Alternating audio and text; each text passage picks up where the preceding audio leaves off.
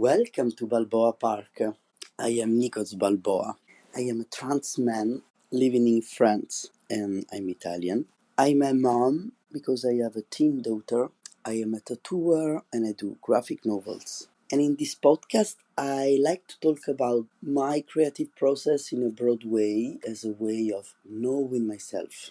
Welcome to episode 13 of Balboa Park. I'm in my bed, which is my studio, until the day I will have a real microphone. What I find is like I use this wired headphone and I'm in my bed because it's the space which is the more soundproof space of my house. So I'm sure that I don't have a big echo.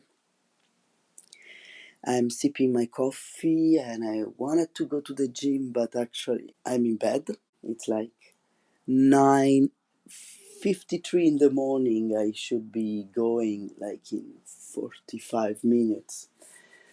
I should be going to my studio, Strangeland. And so I was like, okay, I should shower or I should dress and go to the gym. And what I wanted to do is like, oh, I want to watch at least another episode from The Crown. And so as soon as I thought about this and the fact that Christmas is coming and I will not have a lot of time to record a podcast, and I thought to myself, okay, maybe I should record the podcast about The Crown. Not The Crown, like I'm not going to talk about the Queen and the royal family, which I don't care very much, but about this show, which is my favorite show to watch while I draw, because it's like having an aquarium. Nothing really is going on in this show. There is no thick plot with like changing of the story or something like this.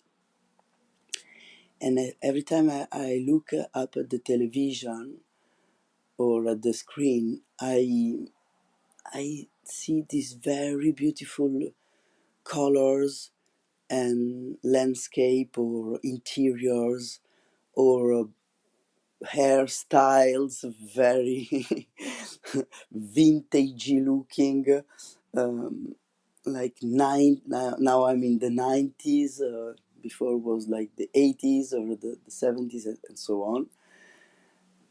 And so I thought to come here and talk about how I love a show where there is no plot, where nothing happens, and all the things that happens, I know them already because we already know what did happen in the royal family. It's like in the tabloids or so, like in some way you are waiting for things to happen, but are things that you already know. So there is no surprise. There is a little bit of a very light hint of propaganda for the royal family.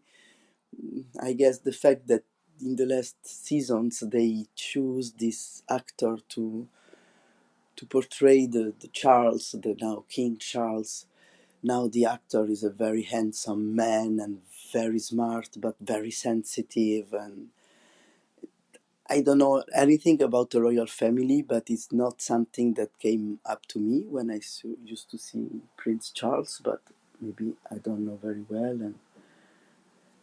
But now they choose this very cool actor, and they make the King of England now look like a very cool guy and very cute and very untoxic masculinity man, a very positive masculinity man.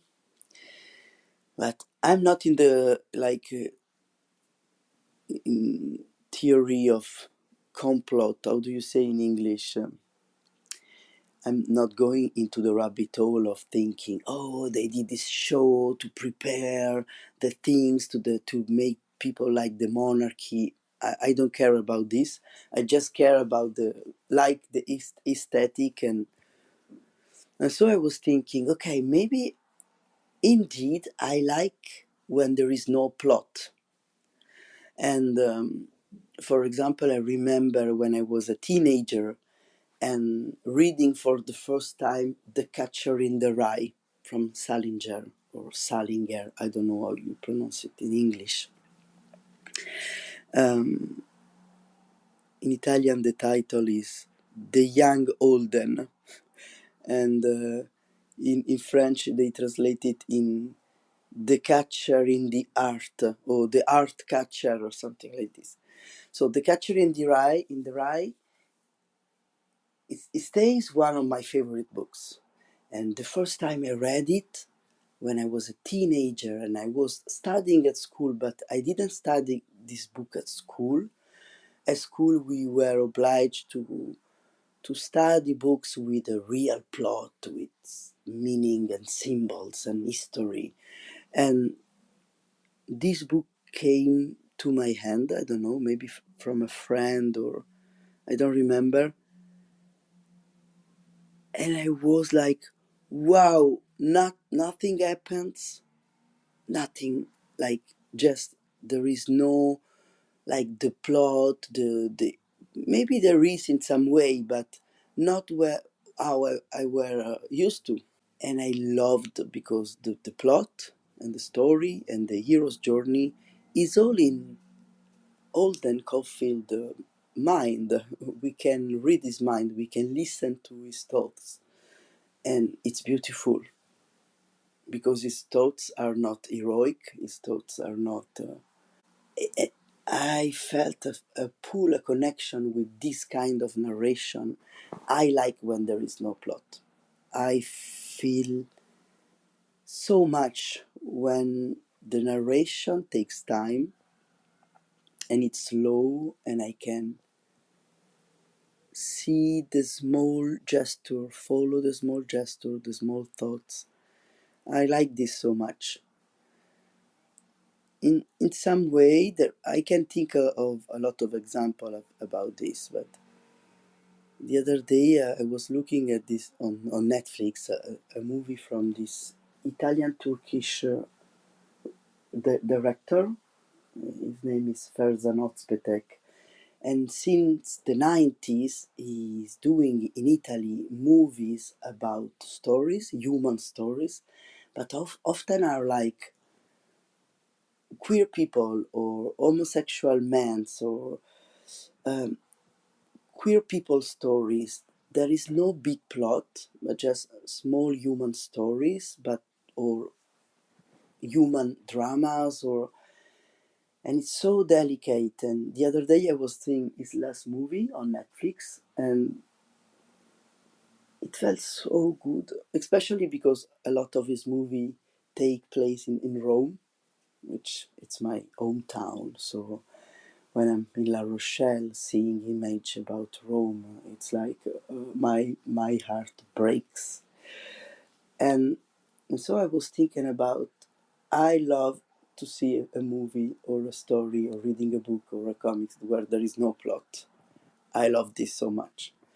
And but also, like, it's we can't have always the same, like, it's like if you like music, you can't always listen to, I don't know, if you like metal music, you can't maybe always listen to metal. Or if you like opera, you can't always listen to opera. It's like sometimes you are in the elevator or you are in the car and you listen to the radio, and it's cool. It's like reading. You can't always read one type of books, because sometimes you are in the waiting room of your doctor and you have a gossip magazine and you want to read about the royal family or I don't know. Like, if you like reading, if you like listen to the music, if you like stories, but maybe the stories that match your feeling, your emotion, may vary according to what you are living, and I guess it's okay. um, for example, I used to a lot watching CSI, Les Experts in French. And CSI, as at that time, it was a very new thing because they have this police investigation mixed with CGI, in where you can see how the crime were about to be solved, and how the bullet went into the head of the guy or something like this. And I loved to see this. I was like, oh wow, the bullet did this. And I remember my ex-husband at the time, that every time he watched me, he look at me watching the show, and he was like, ah, you're watching CSI. Yes, this is amazing. And you went like, I was like, ah, and what's happening? What's the story? What's the deal here? And I always was like, I don't know. I don't understand the story, but I like the intrigue.